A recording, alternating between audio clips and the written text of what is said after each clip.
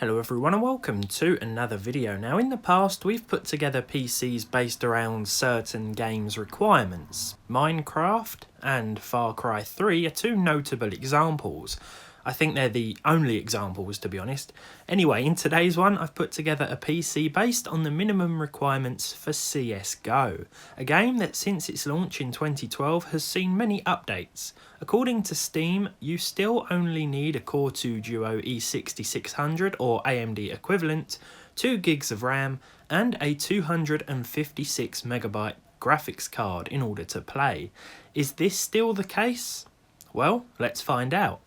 Here we have a custom-built computer featuring everything you need to run Counter-Strike Global Offensive. Maybe not smoothly and maybe not at playable frame rates, but rest assured it should start. Or at least it might have done back in 2012. For the motherboard we have the ASUS P5Q, which is honestly one of the most awkward boards I've ever worked with. Don't get me wrong, it's fine when it's working, but it just seems so picky. Maybe my one's on its way out, I don't know, but I had to reseat the CPU twice, swap the RAM modules and then swap them back, and install the graphics card in the most roundabout way ever just to get everything to work as it should. While we're on the subject, the game calls for a 256MB GPU or better, right? Well, today I'm using a card with exactly that. You may remember this Radeon HD 2600 XT from such videos as gaming with a $1.50 graphics card, and well, that's it. I've since seen no reason to ever use it again, until now. Along with its GDDR3 VRAM, this card offers DX10 support and has a clock speed of 800MHz. It also has 120 shading units. It's not the worst card I could have picked, but it will struggle with anything modern gaming wise. I actually had to use the NVIDIA NVS 295 first of all in order to install Windows 7, as this card displayed no picture, but then I accidentally stepped on it, so here we are. And it wasn't going to survive that. Other specs include the aforementioned Core 2 Duo E6600 clocked at 2.4 GHz. I like to think of this as the dual core variant of the Q6600, and 2 gigs of 800MHz DDR2 running in dual channel. This isn't specified in the minimum requirements, I'm just trying to give our system a better chance. So should you build a PC like this? Not really. The CPU isn't very good anymore and 2 gigs of RAM will struggle, not to mention the graphics card won't support many new games, or even Windows 10 anymore for that matter. At least I couldn't get it to work. This combination did manage to run Windows 7 very smoothly though, I'll say that right off the bat. Though you shouldn't really use this anymore either, as it's now unsupported. Not to mention, you'll probably spend a day or two installing various updates. These specs have all been thrown together in a case that has a little bit of RGB going on, because we all know this gives you at least 5 extra frames per second straight away. My goodness, even the RGB is lagging. What we have here in all its glory is a system that should be enough to run CSGO on paper. But can it? Well, let's get into it. Now the footage you see here is from a bot match and an online match, just because I was curious as to the difference between the two. It's about 5 FPS in reality.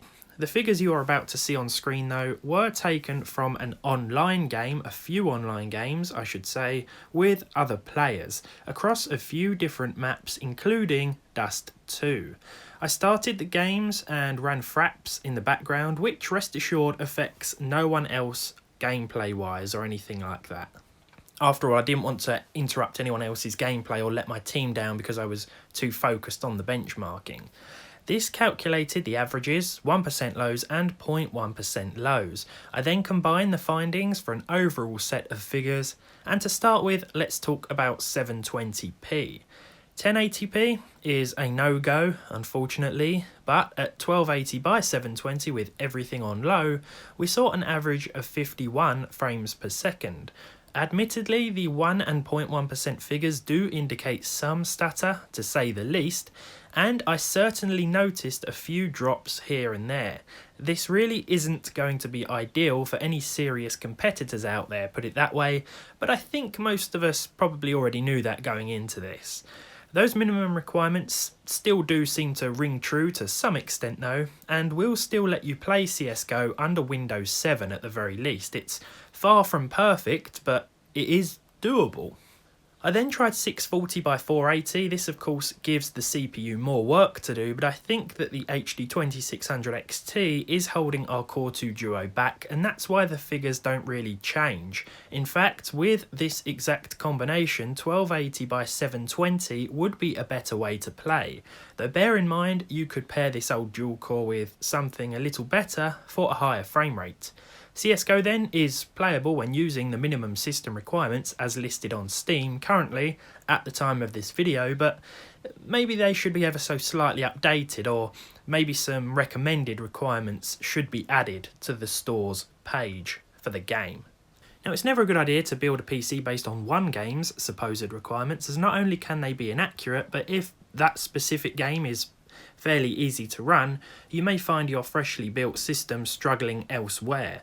So then, what about a few other titles? Well, as I said before, this GPU is better suited to those older games, and I recommend checking out my somewhat dated $1.50 GPU video, because I featured a few other games in that one, with this card in combination with a newer processor. This system as a whole though, well, it's still going to do okay in some situations. Take the timeless classic San Andreas for example. At 1080p, here we are achieving at least 60 FPS quite easily at low settings. 720p with the high settings should also be a doable way to play. Visually, there isn't too much difference, but you'll probably want to install a wide screen patch on modern displays, just so that everything doesn't look squashed, as it does here. Sometimes I'm surprised at how intensive this game can be on older systems, but when it came out, it was certainly a step up graphically from Vice City, so beefier hardware was needed. My mum's Celeron-based home system almost melted at the pressure of this game, though I was trying to use the integrated GMA graphics, so it wasn't really a surprise. Next, it's 1998's Half-Life, again a flawless experience here, and we're touching the 100 FPS cap most of the time. These older game tests are more for the sake of the graphics card as opposed to the processor, because as I've said, the card is the limiting factor in this build, and the 2 gigs of RAM probably don't help either. It's worth noting how much better Windows 7 runs with 2 gigs of memory than Windows 10 does. Obviously it's older, but it feels constantly smooth, and I'd recommend it if it wasn't past its use-by date. Finally, it's Outlast, another game that should run okay on this rig with lower settings and a reduced resolution, 720p low to be precise. It's certainly worth trying these older games on a similar setup, but I want to reiterate that building something like this probably isn't worth it. Maybe the 775 platform is still okay if you intend to use a Core 2 Quad or something similar and maybe overclock it a bit, but you'll find that these older Core 2 Duo CPUs can be troublesome. Anyway, I hope you've enjoyed taking a look at this CSGO minimum requirements video. Let me know what you thought of the results down below. Did they surprise you or did they disappoint you? All that's left to say is thank you very much for watching. If you enjoyed this video, leave a like on it down below. Leave a dislike if you didn't. Subscribe to the channel if you haven't done so already. Let me know what you think about the Core 2 Duo down below. It's a very interesting chip. All of them are, to be honest. We tested one not long ago, the E8400 with a 1660 Ti. At 4K resolution just to see how well it would do, and surprisingly it performed quite well in a handful of titles. There are some games that you should really avoid, but in other instances, well, the GPU took the majority of the load and it was fine, which was quite honestly unexpected. So there is a little bit of fight left in some of these chips yet.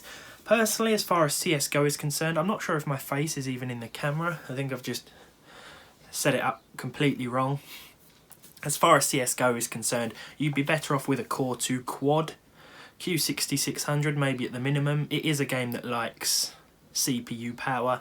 Maybe pair that with an old GTX 480, something like that if you want an old school and cheaper setup, something that's going to run this game. I mentioned earlier that I said it was playable, but what I meant by that on this hardware is that it will run and you will get at least 30 frames per second, but I don't think you're going to outperform your friends if you jump into a competition with these specs. There's simply too much lag and stutter here and there for it to really be truly playable, but there we go.